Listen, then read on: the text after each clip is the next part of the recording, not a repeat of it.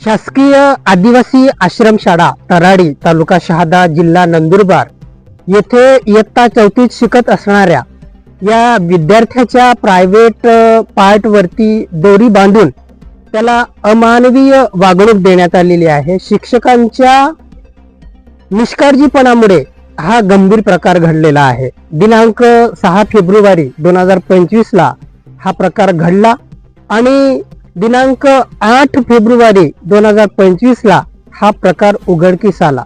जवळजवळ 2-3 दिवस या प्रकाराकडे विद्यार्थ्यांच्या या जखमेकडे तेथील प्रशासनाने दुर्लक्ष केलं।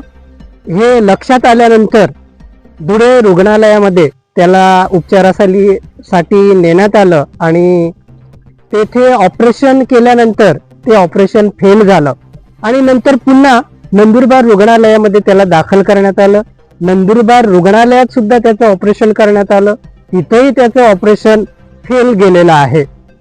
असं होत असताना हे विद्यार्थी व पालक संबंधित शाळेच्या शिक्षकांकडे मुख्याध्यापकांकडे मदत मागायला गेले, तेव्हा तेथील मुख्याध्यापक व शिक्षक हे या विद्यार्थ्याची LC घेऊन जा म्हणजे शाळा सोडल्याचा दाखला घेऊन जा अशा पद्धतीची ते भाषा करत आहेत।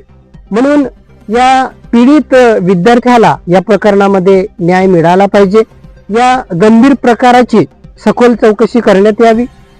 जो पीडित विद्यार्थी आहे त्याला योग्य ते वैद्यकीय उपचार व आर्थिक सहाय्य त्याला देण्यात यावं आणि ज्यांच्या निष्काळजीपणामुळे हा गंभीर प्रकार घडलेला आहे त्या शिक्षकांवरती कठोर कारवाई करण्यात यावी आणि यापुढे अशा प्रकारचे हे अमानवीय प्रकार घडू नये म्हणून आदिवासी विकास विभागाने कडक उपाययोजना कराव्यात अशी मागणी आम्ही आमच्या बिरसा फायटर संघटनेतर्फे माननीय जिल्हाधिकारी नंदुरबार व माननीय प्रकल्प अधिकारी एकात्मिक आदिवासी विकास प्रकल्प नंदुरबार यांच्याकडे निवेदनाद्वारे केलेली आहे।